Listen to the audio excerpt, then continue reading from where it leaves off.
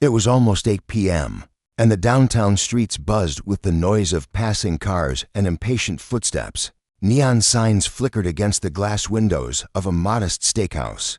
Tucked between a laundromat and a pawn shop, the air inside smelled of garlic butter and grilled meat, clashing with the heat of too many bodies packed into booths. Every table was full, silverware clinked, customers raised hands, babies cried. Someone in the back was arguing about the doneness of their steak. Khloe weaved between the chaos.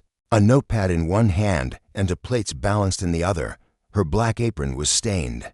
Her ponytail frizzed from the humidity that never quite left the kitchen, but her smile, though tired, was real, always was. Even when her feet ached and her wrists burned from lifting trays, she carried herself like someone who still believed better days were coming. She didn't complain, not when she had to cover another shift, not when tips were short, not even when her manager barked orders without looking up from his clipboard. She just kept going, because at the end of every long night, when the chairs were flipped and the lights dimmed, she'd count her cash, whisper a quiet promise to her sick mother at home, and dream just a little about opening a café of her own one day, one with soft jazz, warm croissants, and no one yelling in the back. But tonight felt different, heavier. The first warning sign came through a text from the head cook. "Can't come in. Stomach's a mess. Sorry." Khloe stared at her phone in disbelief. No cook on a Friday night in a full house. Are you kidding me? Danielle, the only other waitress on duty, nearly dropped her tray. We're so screwed. Khloe looked toward the kitchen, where a terrified busboy stood frozen near the grill. She took a breath and tightened her apron. "We'll figure it out," she said, though she had no idea how. The next hour passed in a blur of apologies and improvisation. Dishes were taken off the menu, orders delayed, tempers flared. One family walked out after waiting too long. And just when it couldn't get worse, the front door swung open with a gust of warm air and the chime of the little brass bell. He walked in like a shadow, no entourage, no fanfare. Just a slightly unshaven man in a black coat, his eyes sunken, his step a little off-center. He took his usual seat at the far booth near the window, the one that caught the last bit of orange sunset across the glass. Khloe didn't recognize him as anyone important. She just noticed how tired he looked, how quiet he was, and how he always, without fail, ordered the same thing: the aged ribeye, medium rare, with garlic mashed potatoes and a glass of red wine. "Good evening," she said, approaching with her usual grace. "Your usual?" He gave a slow nod, barely looking up. "Yes, please." There was a subtle slur to his voice, not dangerous, not aggressive, just dulled. Khloe noted it and walked away without judgment. She didn't know who he was, not yet, to her. He was just another exhausted soul in a world full of them. And tonight, they were both just trying to survive. The evening had barely settled when the steakhouse truly began to unravel. Orders kept piling up, and with no cook in the kitchen, Khloe had to start telling customers the truth. There were no steaks tonight. Not the ribeye, not the sirloin, not even the flat iron. The restaurant's pride and profit gone. "Just like that. You're kidding, right?" said a man in a suit, glancing up from the wine list with a frown. "This place is called Prime Flame and you're out of steak." Khloe offered an apologetic smile, even as her heart beat faster in her chest. "I'm really sorry, sir. Our cook called out sick last minute, and we're trying our best to manage. We still have a few other options. Don't bother," the man huffed, tossing his napkin onto the table. "This place used to be good." He stood up and stormed out, dragging his reluctant wife behind him. At the same time, Danielle, who was already juggling for tables on her own, looked like she might burst into tears. The busboy had disappeared somewhere, probably hiding, and the manager? He hadn't come out of the office in over 20 minutes. Khloe took a breath and forced herself to stay calm. She went from table to table, breaking the bad news as gently as she could. Salads, chicken, pasta, whatever was left. She smiled through the complaints. She listened through the mutters and rolled eyes, but she felt her hope dimming. And then came the moment she'd been dreading. Table 11. The man in the black coat sat quietly, his fingers tracing the rim of his wine glass. He hadn't touched the drink, hadn't asked for anything else.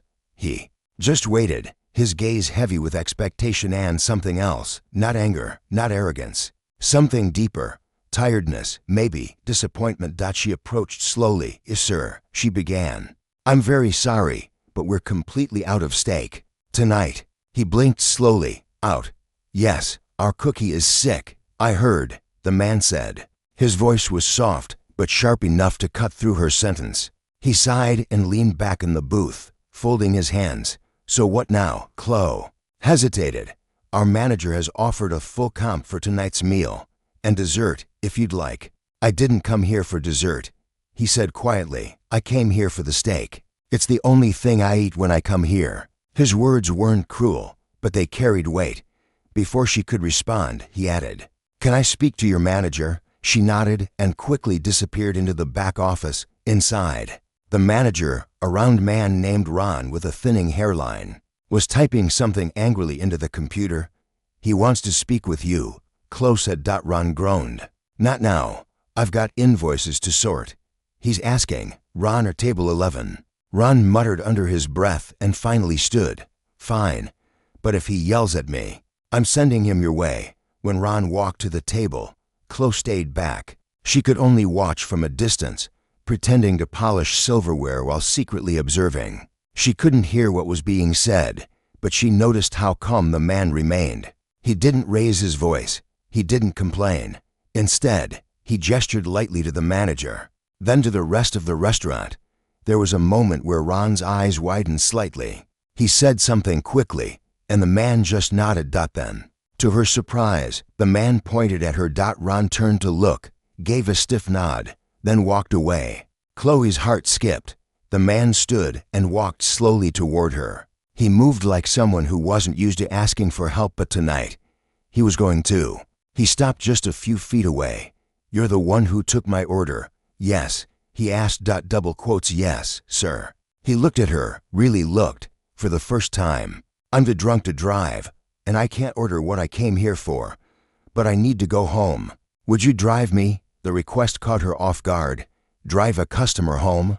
That wasn't in the employee handbook. I don't know if I'm allowed to do that, she said carefully. Then don't do it for the restaurant, he said. Do it for me. As a person. She studied him. His eyes weren't wild or glassy. He wasn't dangerous, just human, tired, raw. And something about the way he asked without entitlement, without assumption, made her pause. All right, she said quietly. I'll drive you. He gave a small nod. Thank you. As they stepped outside into the soft night air, she had no idea that this man she was helping, this seemingly ordinary, tired man, was about to change her entire life.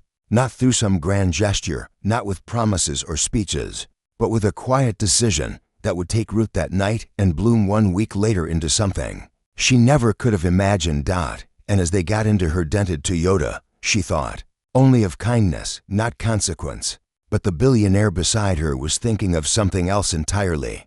The car ride started in silence. Khloe kept her eyes on the road, both hands gripping the wheel as the city lights smeared across the windshield. Traffic had thinned. The radio was off. Only the low hum of the engine filled the space between them. The billionaire sat in the passenger seat, still and quiet, gazing out the window like a man haunted by thoughts too loud to share. She didn't know what to say. Should she make small talk, ask about his night, apologize again for the lack of steak? Instead, she just drove slow, careful, glancing at the GPS he'd quietly typed his address into. The destination shocked her, a private street in a gated neighborhood where no one she knew had ever even driven past. After several long minutes, he finally spoke. You didn't have to do this. Khloe glanced sideways. I know. Most people wouldn't. She hesitated. Most people aren't working 2 jobs while taking care of a sick mother. He turned to look at her, something new flickering in his expression. Interest, empathy. She couldn't tell. All she knew was that it wasn't pity. He studied her, like someone trying to remember something important he'd once forgotten. You don't belong in that restaurant, he said softly. It pays the bills, but it doesn't feed your dream. She flinched slightly. What do you mean? He didn't answer. Instead, he leaned back in his seat, staring out at the passing night like it held all the answers. They arrived in front of an enormous wrought iron gate.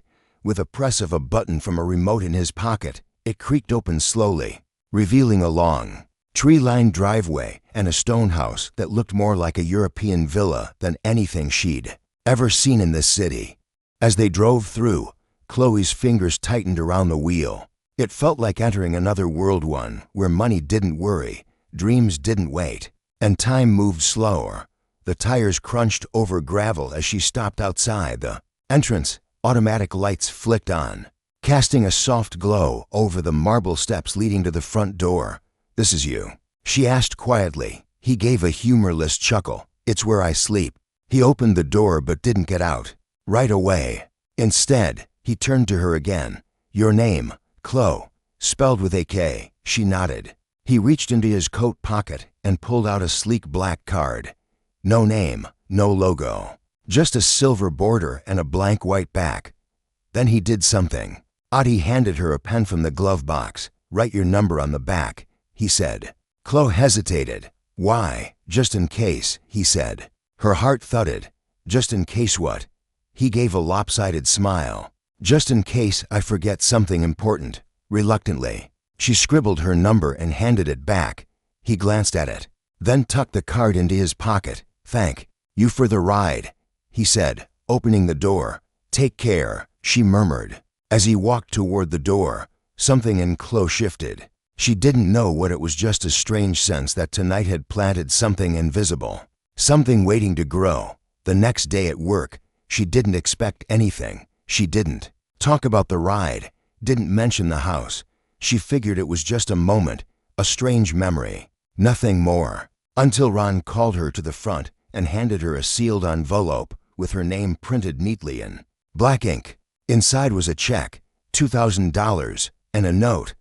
"Thank you for your kindness. You didn't judge me when I had nothing to offer. That's rare." Her hands trembled. Danielle saw the amount and gasped. Who was that guy? Khloe couldn't answer.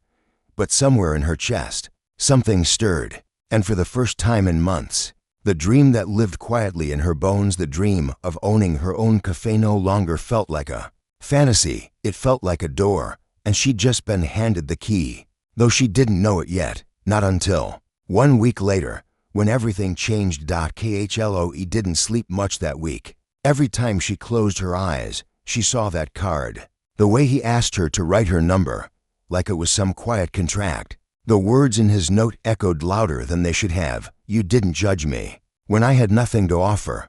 What did that mean? She tried to forget it, tried to keep her head down and focus on work.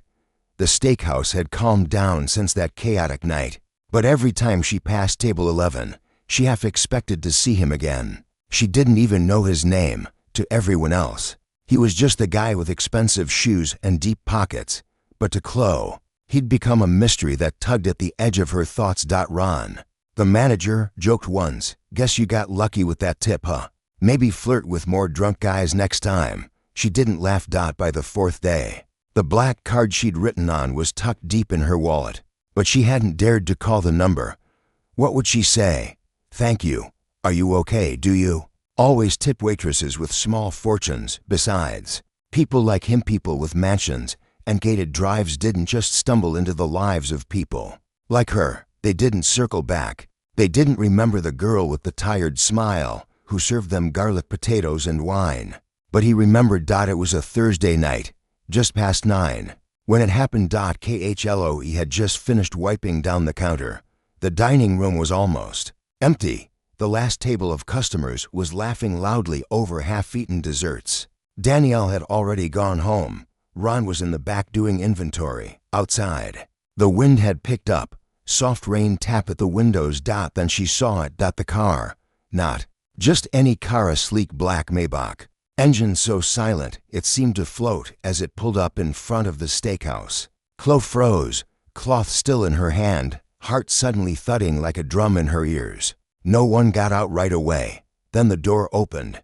He stepped out slowly, wearing a dark navy coat this time. Sober, sharper, eyes focused. He looked different, not just in appearance, but in presence. Like a switch had flipped. No longer the man who mumbled and slouched in the booth. This was someone who owned every step he took. He entered the restaurant like he'd never left, brushing rain from his shoulders. He looked around briefly, then walked straight to the counter. Khloe didn't speak, didn't move. He smiled at her, small, warm, purposeful. Still remember me? He asked. She nodded slowly. He tapped the counter gently. Is your manager in? She blinked, then nodded again. Yes, in the back. Would you mind getting him for me? She turned on autopilot, walking stiffly toward the back room. Her mind was racing. Why was he here? What did he want? Ron grumbled as he followed her out, wiping his hands on a paper towel. The second he saw the man, he straightened, suddenly respectful. Good evening, sir, Ron said. The billionaire offered a polite nod. I'd like to speak with you privately, somewhere quiet.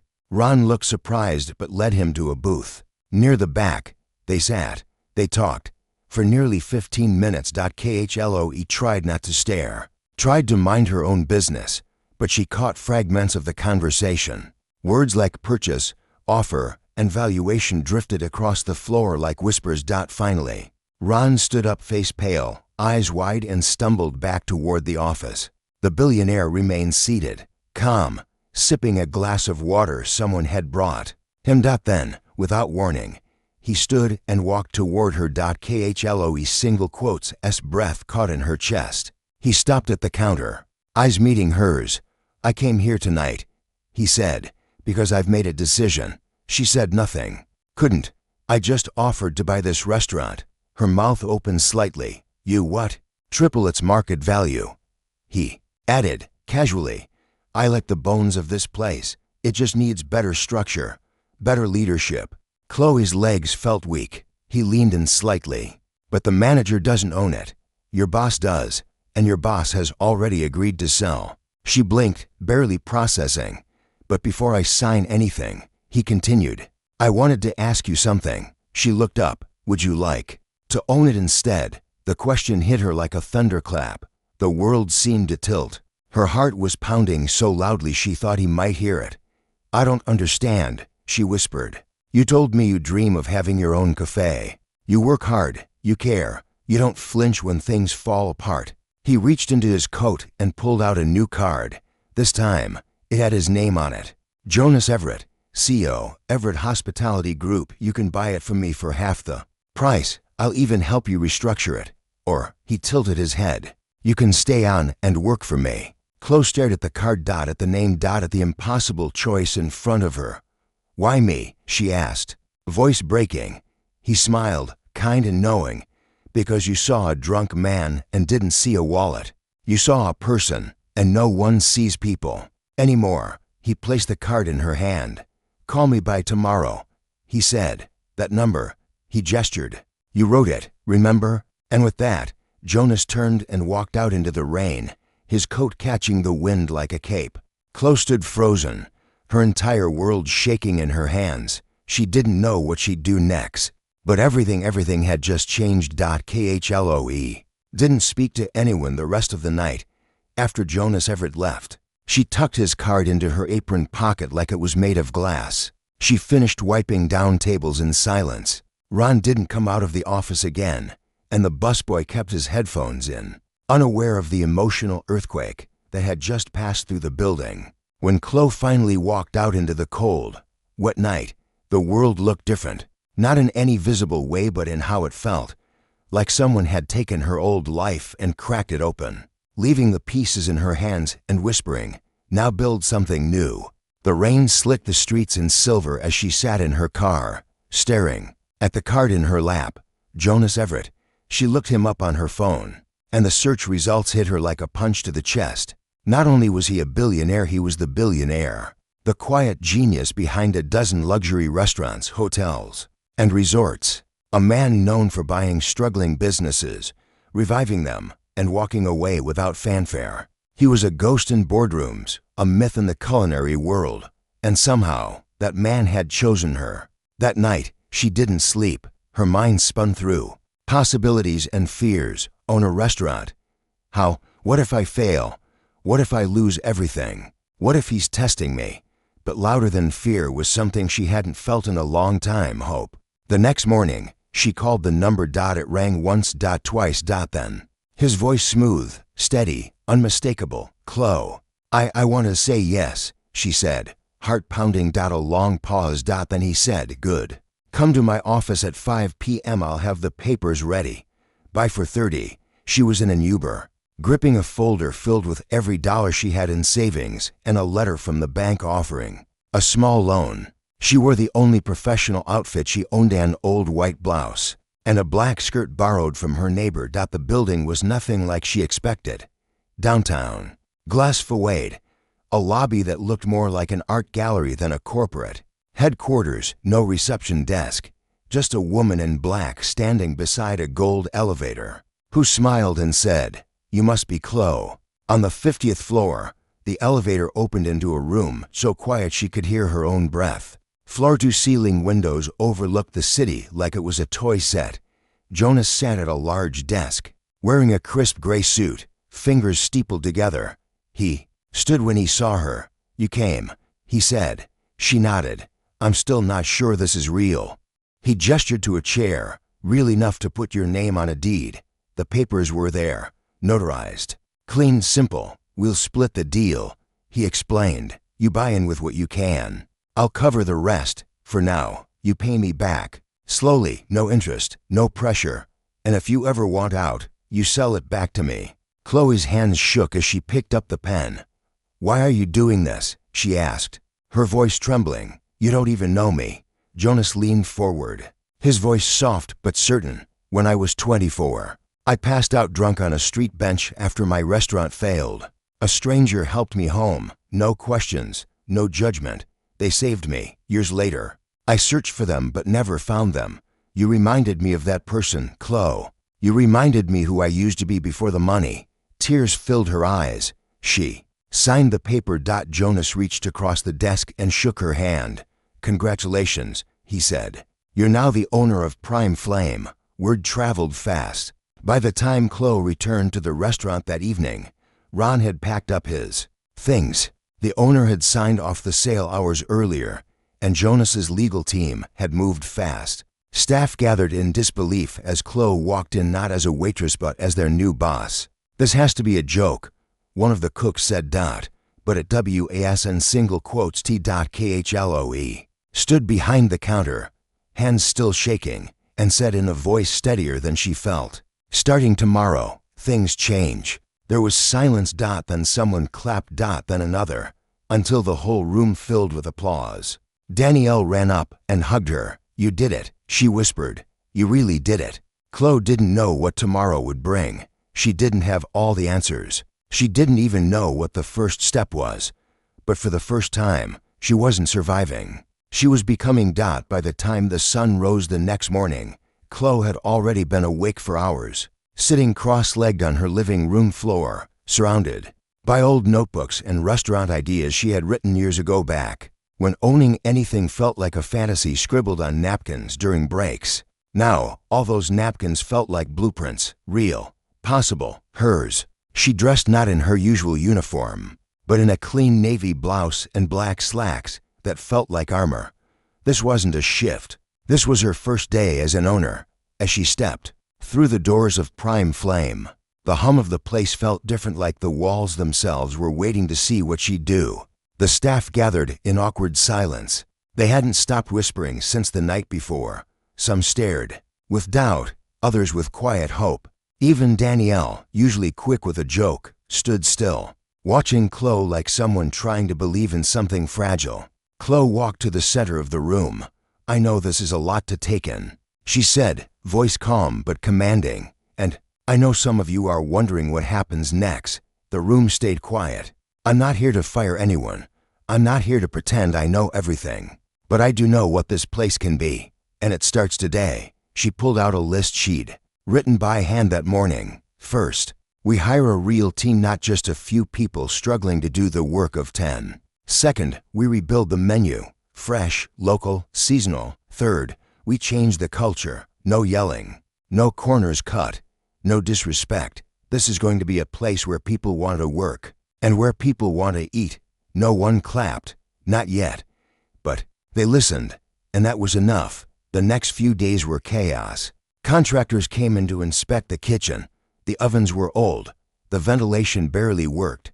Khloe approved the repairs with Jonas's quiet backing. Her bank loan covered some of it, and Jonas filled in the rest without questions, without fanfare. Khloe hired a new chef, a woman named Celine who had trained in a Paris bistro, but burned out under abusive management. Celine's dishes were art on a plate, and her vision clicked with Khloe's instantly. Together, they crafted a menu that told a story, one of simplicity, quality, and soul. Garlic marinated steaks, honey glazed carrots, smoked sea salt mashed potatoes, rosemary lemon chicken. No pretension, just food that made people feel seen. But not everyone was on board. Ron, the former manager, showed up one afternoon, pacing outside the windows. He hadn't taken the change well, rumor was. He'd tried to buy the restaurant himself once, but had been turned down by the owner. Seeing Khloe in charge stung. Heard you're turning this place into a therapy session. He sneered when she finally stepped outside. Heard you're not part of it anymore, she replied. He laughed, bitter and sharp. You think kindness is going to keep those lights on? This business isn't about feelings. It's about control. Then maybe that's why you lost it, she said. He left, but his words lingered. That night, Khloe sat in the back office, her office now staring at the spreadsheets, the costs, the deadlines. Doubt crept in. What if he was right? What if she'd made a beautiful mistake? She was about to close her laptop when her phone buzzed. A message from Jonas. You made your first week. How does it feel to be underestimated by everyone and still keep going? Khloe stared at the screen, her chest tight. Then she smiled. Feels like home, she replied. The next weekend was the soft relaunch. No press, no influencers, just regulars, locals, old customers who had stopped coming. And Jonas, he walked in quietly, like always, but this time everyone noticed him. Khloe greeted him at the door. Table 11? She asked. He smiled. Only if you're serving. She walked him to the booth herself. He ordered the new signature steak the Khloe cut, marinated with her own mix of spices and served with Celine's signature garlic confit. As he took the first bite, he said nothing, just closed his eyes and nodded once. It's good. He murmured. It's yours, she replied. He shook his head. No, it's yours, across the room. Laughter returned to the tables. The staff moved with ease. Celine called out orders from the kitchen, smiling for the first time in months. And Khloe, standing in the center of it all, no longer looked like a waitress pretending to lead. She was leading, a restaurant reborn, not just in food, but in purpose. Yet something loomed on the horizon. A man in a charcoal suit stood across the street that night, watching the restaurant from behind dark sunglasses long after the sun had set. He took a photo, sent it to someone, and typed 3 words, she's the one. What Khloe didn't know was that her story was far from over. Someone else had noticed her now, and not everyone wanted her to succeed. Khloe had no idea she was being watched. Business at prime flame was finally finding its rhythm. The crowd was growing, students, families, out-of-towners who heard about the waitress who bought the restaurant. They came for the story, but they stayed for the food. The tables were full again, not with complaints and confusion, but with laughter and warmth. Her staff moved like a team now. Celine ruled the kitchen with quiet grace. Danielle had bloomed into a floor leader. Khloe had kept every promise she made that first morning, but every night, as the restaurant closed and the lights dimmed, a man in a charcoal suit stood across the street, always just far enough to go unnoticed. His name was Mr. Voss. And he wasn't there to eat. 3 days after the relaunch, Khloe found an envelope slipped under the front door. No return address, no stamp. Inside was a single sheet of paper. Typed, clean, formal. We've been watching your progress. You're doing better than expected. We'd like to meet. Friday, 8 p.m. Come alone. No name. No signature. No explanation. Khloe stared at the letter for minutes before folding it slowly and locking it in her office drawer. She didn't know whether to laugh or feel afraid. We've been watching. Who was this? She texted Jonas. Khloe. I got something strange at the restaurant. No idea who it's from. Jonas, show me. She took a picture of the note and sent it. His reply came almost instantly. Jonas, don't go. Khloe, why Jonas? Because I know exactly what this is. But Khloe couldn't just ignore it. All day Friday, the note haunted her, not just for what it said, but how it made her feel. Like there was more to this story than a billionaire's kindness. Like someone else had been pulling strings, testing her. At 7:55 p.m., she stepped out the back door of the restaurant. Jonas single quotes S. Warning rang in her head, but something in her heart whispered louder, you've faced worse. Go find out. The address was nearby, a high-rise hotel with black glass walls. She entered through the lobby, nodding politely at the concierge, who handed her a room key without a word. Room 1902, 19th floor. Penthouse. Khloe single quotes S. Fingers trembled as she pressed the elevator button. When the doors opened, she stepped into a room filled with warm light, silence, and a single figure standing near the window. A woman. Tall, elegant, mid-50s, sharp eyes, black suit, no jewelry, no smile. Khloe, she said calmly, you came. Who are you? My name is Evelyn Voss. I work for the group that once owned the land beneath your restaurant. We sold it to Jonas Everett years ago. I've been following him ever since. Khloe's brows furrowed. Why? Because men like Jonas don't act without reason. He doesn't make random investments. He tests people. He builds projects. And you're one of them. Khloe's stomach dropped. Excuse me. Evelyn walked toward a low table and picked up a leather binder. She handed it to Khloe. This is your file. Everything about you. School records, financial history, job performance, even notes from your first manager when you were 17. Jonas knew who you were before you knew his name. Khloe flipped through the binder in stunned silence. It was her, page after page. This can't be real, she whispered. Oh, it's real, Evelyn said. But here's the part you don't know. There were others. Waitresses, baristas, cashiers, all women like you, all working class, all struggling. Jonas chose each of them, and every one of them failed. Khloe looked up, heart pounding. You're the only one who didn't. Outside, the rain began to fall in sheets. What do you want from me? Khloe asked. Evelyn's voice was cold and clinical. I want to know why you succeeded. What made you different? I didn't win anything, Khloe said. I just worked hard. I cared. So did they, Evelyn replied. But they broke, walked away. Some even sued him. And Jonas, he's never talked about any of them. But with you, he's changed, softened. That's dangerous. Dangerous how? Because when Jonas gets emotional, he stops being predictable. And when men like him stop being predictable, fortunes fall apart. Khloe's hands clenched at her sides. I'm not a pawn. No, Evelyn said. You're something worse. You're the variable. The elevator dinged behind her. Jonas stepped out. His coat was soaked, but his face was thunder. What are you doing here? He growled at Evelyn. She had a right to know, Evelyn said calmly. Not from you. Khloe looked between them. Is it true? She asked him. Jonas didn't blink. Yes, you planned all of this. No, not all. He stepped closer, voice lower. I tested you, at first. But the rest, that was you, every choice. Every hour you stayed late. Every dream you breathed into that place, you did that. You changed the story, not me. Her voice cracked. And the others, I was looking for someone who wouldn't break. He said, I found you.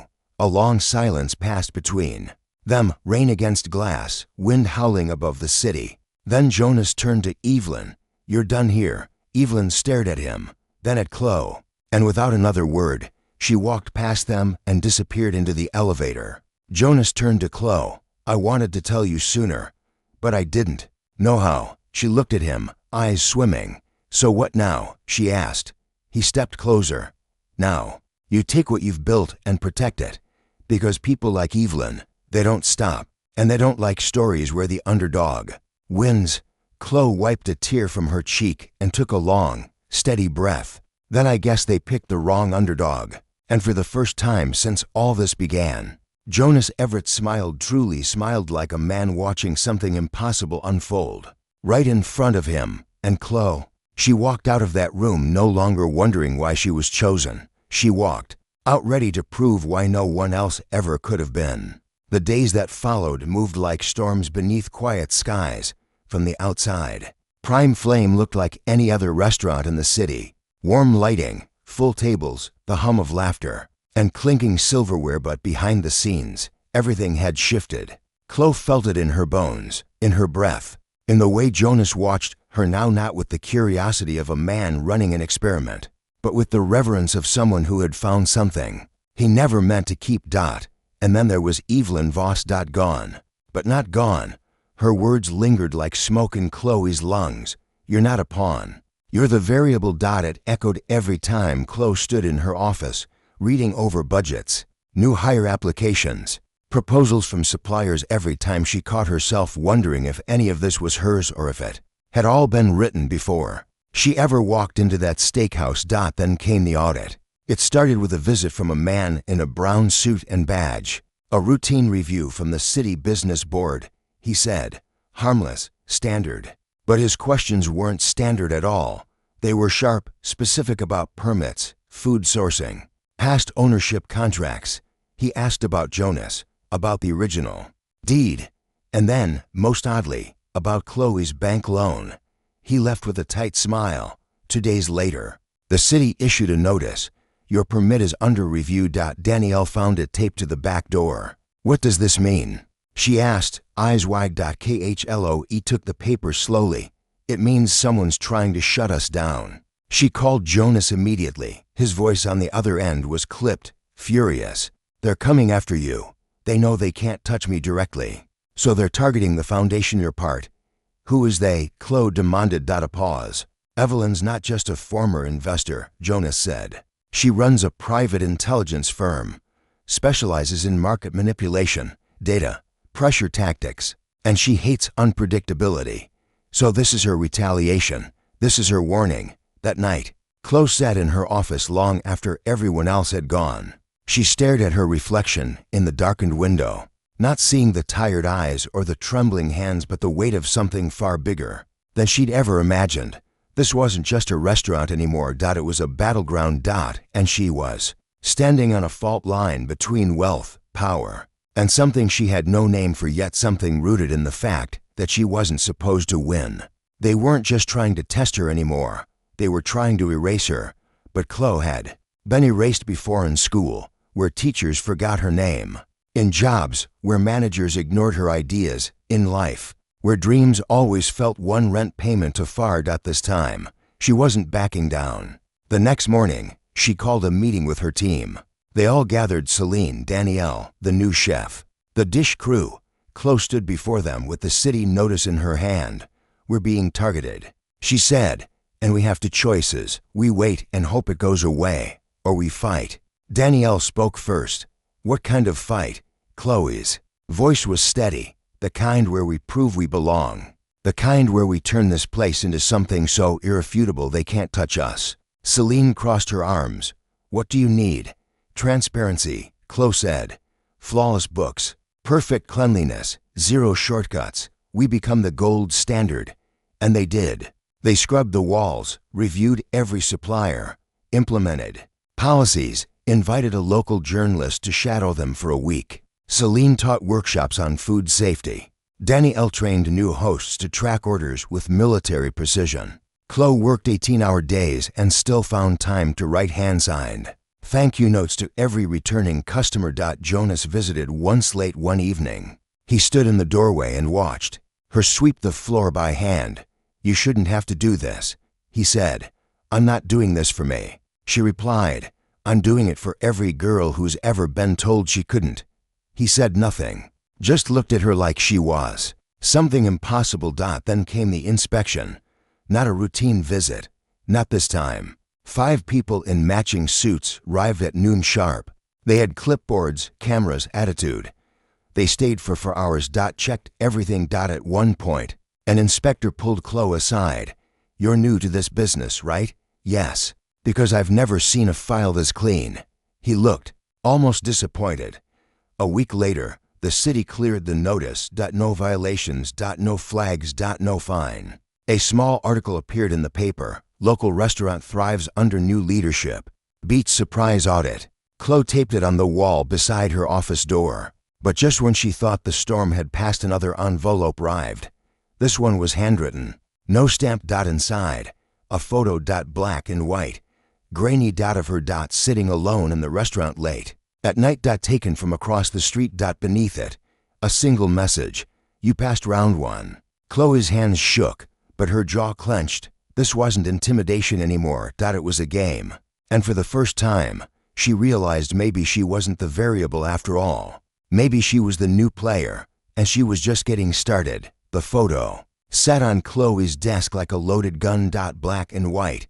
Grainy. Taken through glass. Someone had been close, watching her through the darkness, waiting for a moment she was vulnerable. She held the image in her hand for what felt like hours. No envelope this time, just the photo, and the message written in precise block letters. Beneath it, you passed round one. No signature. No explanation. Just a challenge. Khloe locked the restaurant doors early that night. The staff had gone home. Celine had lingered. But Khloe waved her off, pretending everything was fine. She needed space, not sympathy, not concern, not yet. She sat alone in her office, the hum of the city bleeding in through the walls. Her phone buzzed. Another message from Jonas. We need to talk.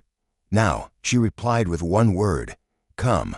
He arrived less than 15 minutes later, stepping through the back door like a shadow. His coat was soaked again, but his expression was stone. Khloe didn't speak. She just held up the photo. Jonas single quotes. Eyes darkened the second he saw it. This isn't Evelyn, he said. Her games are sharper, cleaner. This is someone else. Who? Khloe asked. He hesitated. Do you know how I built my first restaurant? He said quietly, folding the photo with slow, deliberate hands. I borrowed money from the wrong people. Fast money, bad money. I paid it back. But people like that, they don't forget, and they don't like when you stop needing them. Khloe's blood chilled. You think this is about revenge? I think it's about control, he said. And you just became a symbol of something they can't control. He looked at her, truly looked at her, and his next words came like a confession. This restaurant, this test, this story we built, it was never just about business, Khloe. Not for me. It became something else. Something they didn't plan for. What? She whispered. Hope, he said. And hope makes powerful people nervous. Over the next week, things got stranger. Customers started reporting that they'd received anonymous texts warning them not to dine at Prime Flame. Suppliers began canceling orders last minute. Even the restaurant's payment system glitched for 2 days straight, costing them hundreds in lost transactions. Khloe documented everything. Emails, invoices, texts. She called the journalist who had written about them after the audit. His name was Marco, and he had a reputation for sniffing out stories most people wanted buried. You wanted to blow this open?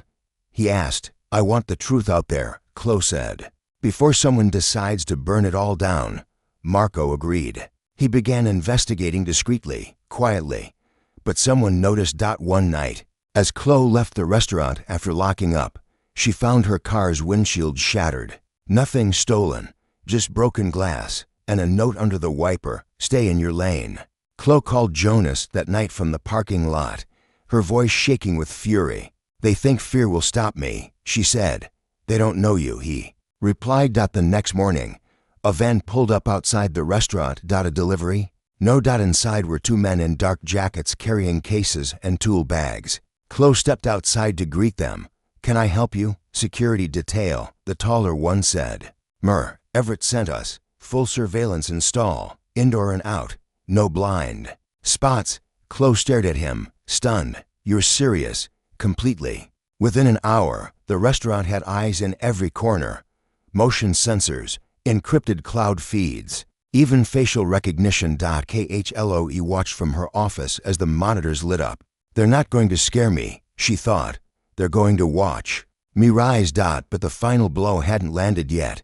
That Sunday night, right before close, an older man in a charcoal suit entered the restaurant. He was clean-cut, expressionless.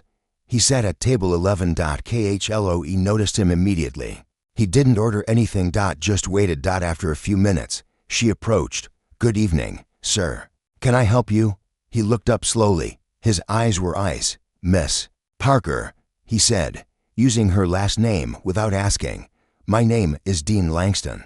I represent certain parties interested in your recent elevation." Khloe said nothing. "This restaurant, this rise, it's inspiring, no doubt. But inspiration has limits, and certain people are beginning to question what kind of message you're sending." "I didn't realize success was threatening," she said. "It is," he said, "when it spreads." He slid a folder across the table. "What's this? An offer? Sell the restaurant? Step down.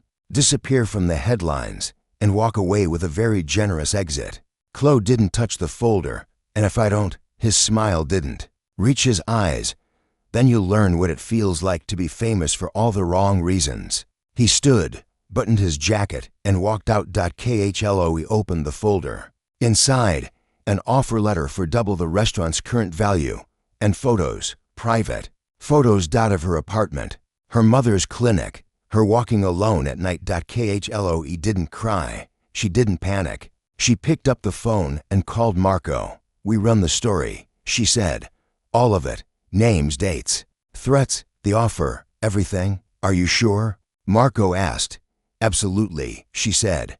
"I'm done being the variable." She paused, voice steady now. "I'm the proof they can't control the outcome anymore." And when the story dropped 3 days later, it would shatter everything. Because the girl who once drove a drunk billionaire home was no longer driving anyone else's path. She was building her own. The article exploded across the city like wildfire. From Waitress to Warrior, how a young woman defied billionaires, blackmail, and sabotage to keep her dream alive. Marco didn't hold back. He named names. Evelyn Voss. Dean Langston. The shady shell corporations that had tried to shut Khloe down. The anonymous inspections. The broken windshield. The threats. The offers wrapped in gold that reeked of silence. Every detail, every whispered threat, every quiet act of sabotage published, undeniable, and backed by evidence. Khloe had given him everything. Emails. Photos. The surveillance footage. The note on her car. And more than that, she gave him truth. The kind of truth that didn't need capital letters or fancy titles, just a voice. A woman who had once wiped tables and counted coins, now standing on the front line of a fight no one saw coming. When the story hit the national feed, the world changed overnight. The restaurant filled with people, lines down the block. Strangers came just to shake her hand, to sit where it all started, to say, "Thank you for standing up." Support poured in. Lawyers offered help pro bono. Local businesses formed coalitions, inspired by her defiance. Students wrote essays about her. News crews parked outside Prime Flame every day, begging for interviews. But the people who had tried to break her, they vanished. Dean Langston disappeared from his firm within 48 hours. The security footage of him delivering that threat in her restaurant circulated across social media. Evelyn Voss issued a public statement, distancing herself from the operation. "I regret the actions taken by my affiliates," she said coldly on camera, her eyes betraying zero regret. But no one believed her. Because Khloe's face had already become something stronger than a scandal. It had become a symbol, not of rebellion, not of power, but of quiet, deliberate resistance, the kind that doesn't make noise for attention, but for justice. 1 week after the story broke, Khloe stood in the center of the restaurant after hours. It was dark outside, the streets still wet from evening rain. The tables were wiped down. The staff had gone home.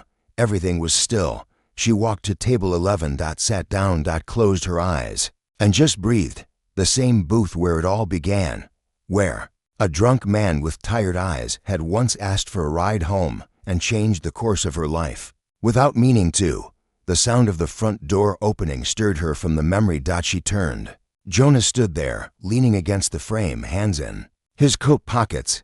"I figured you'd be here," he said. "How?" "Because I would have been." He walked slowly toward her and sat down across the table. For a long moment, neither of them spoke. Then Jonas leaned forward, voice softer than she'd ever heard it. "I owe you an apology." Khloe tilted her head. "For what?" "For underestimating you," he said. "For testing you. For thinking this was just another project." Her eyes didn't leave his. So what do you see now? He smiled faintly. Someone who doesn't need me anymore. Someone who's already more than I ever expected. She looked down at her hands. It still doesn't feel real. It is. He pulled something from his coat pocket and slid it. Across the table. A key. Khloe frowned. What is this? The last piece, he said. The land deed. The building. The kitchen. It's yours, fully. No strings. No debts. No silent partners. Khloe stared at it. You earned every brick, he said. Her throat tightened. Why are you really giving this to me? Because, he said, I built an empire by owning everything. And now, I want to see what happens when I let something go and watch it grow beyond me. Tears filled her eyes. Not from weakness, but from the overwhelming weight of having survived everything meant to stop her, and being handed freedom as a reward, not permission. She reached for the key with shaking fingers. You're not walking away, are you? She asked. Jonas smiled. Only from ownership. Not from you. He stood, paused, and added, besides, someone needs to keep a table warm at 11. They both laughed. And for the first time, it wasn't weighed down by tension or survival. It was just joy. Pure and whole. Months later, the story of Khloe Parker made its way to documentaries, talk shows, classrooms. Her restaurant became more than a place to eat. It became a place to remember. That kindness wasn't weakness. That strength didn't always roar. That sometimes, the woman cleaning tables was just waiting for the world to see what she could build when no one stood in her way.